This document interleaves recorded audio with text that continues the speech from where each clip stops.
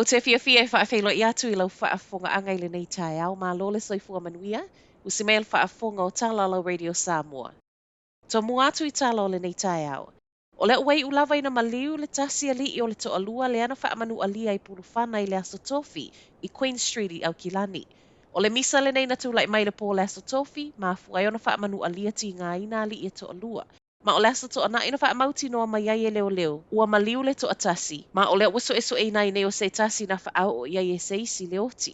O le reporti fo i le asa to ana ina whaamauti noa mai ai e leo leo, o le fe ese inga na tūlai mai le vāo se tasi o kulupu, muli ai se I ane le to atasi le whana. Ma wha pāpā, ma o le ana ma watonu ai le ulu o le tasi, a o le isi o lona manava.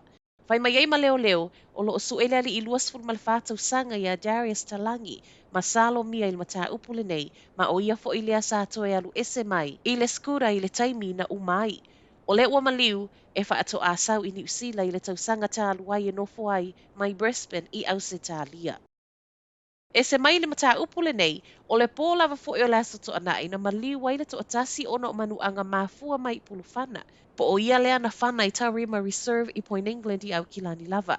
E taife so o tai lava fo I male mena tupu I le aso tofi, I le taulanga whaatau I Aukilani. O fe ese inga lava, umai whaalongoina la au malosi pāpā. O le ua maliu na alua I lava e le whale mai maona manu anga tūngā, muli ai umalo na soifua I le pō le aso to anai. I le pō lava fo I lea na leo I nai e leo le whale mai minol moa. Ina ua sulu atu fo I le isi to atasi ma manu anga e mafua mai ona o pulu whana. Ma o lo osu e pe wha mata e so o tai ma le mea na tupu I Point England. I whafo atu Aukilani, o ana nafi fo I lea na whasi o tiaila to atasi I Palmerston North. Afua fo I la au malosi mai reporti le Herald, e so o tai ma whai ngā kengi. O mata upu uma wa tā ua na wha o ngai la au malosi, o lo o tau sā I lia pea tangata na whaia. Ua polo misi mai le pāle mia Chris Hipkins, o le a whaia le isi awala e so o ai le taulanga whaatau I Aukilani ma North Shore. Pe a whaawhai ngō fie o le a lua I loa awala ma le Harbour Bridge o lo iai le taimi nei. O le tala mai lea Hipkins ana nafi, ma ese mai lea awala. O le a whau mua le tano luas fultasi kilomita e wheo a iai trains I le vau Aukilani ma Albany. O nei fuafuanga e whai aua wai, ma o le a whaau popo fo I le awala mō wila, wha apea le awala savali I lunga o le awala lau papa o lo iai le taimi nei. Ua whai mai ai le National ua nā o ni fuafuanga, ai le iloa le leiba pe wha awhewhea o na wha atupe. I le whaasilisilanga mai le malo ana nafia fōlinga mai ai e le vau le tolus ful ma le 5 piliona, ma le fast ful fa tesi 5 piliona, le tau atoa e wha atupe ai. O fuafuanga le leiba na sawana nafi, ua whailo mai ai le mai a whaalawi loa fo I le National o ana fuafuanga luas ful fa piliona. E whauaile se fulu tolu au wala te tele to tono le atunuu, e seipolo ke ti fōu tau fe malanga inga whaapitoa mō Aukilani. O pisa o ai polo kiki I tū tau fe malanga inga. Po o apolo ke te olo o whai mai ei pāti te tele nei e lua mō Aukilani. E le ma whaina tupu se I vanga nā ua ngā lulu e ma Aukilani. Pei tai, e le ole mea le o lo iai. Fina ngalo le olpule nu o le ai tele Aukilani Wayne Brown.